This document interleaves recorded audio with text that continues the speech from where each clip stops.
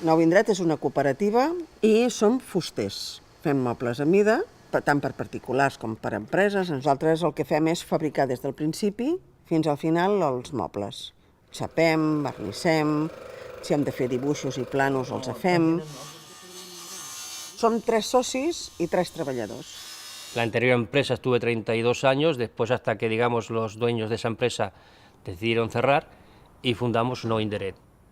Unos 37 años estaba trabajando en la otra empresa y ahora en la empresa de la cooperativa llevamos unos 10 años. La cooperativa, la idea fue, digamos, un poco entre todos, por las ventajas que daba.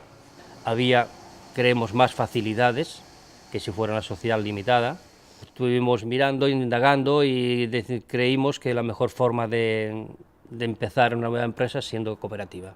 Nosaltres érem treballadors. Clar, com encaixes que un sigui el que està davant i els altres els que estan darrere?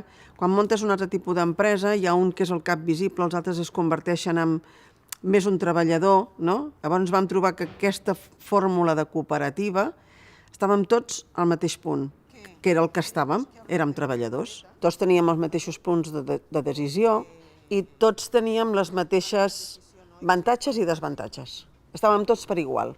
I això que tots fóssim per igual és el que ens va decidir més. Aquesta mida i aquesta, i inclús de la porta. 4 de grueso. Antes los dueños eran los dueños, ellos decidían, salían del despacho, nos decían hay que hacer esto y se hacía y punto. No había un consenso, digamos, como ahora tiene que haberlo. Porque no vale la opinión de uno sobre el otro. Tiene que ser una cosa consensuada entre los 3.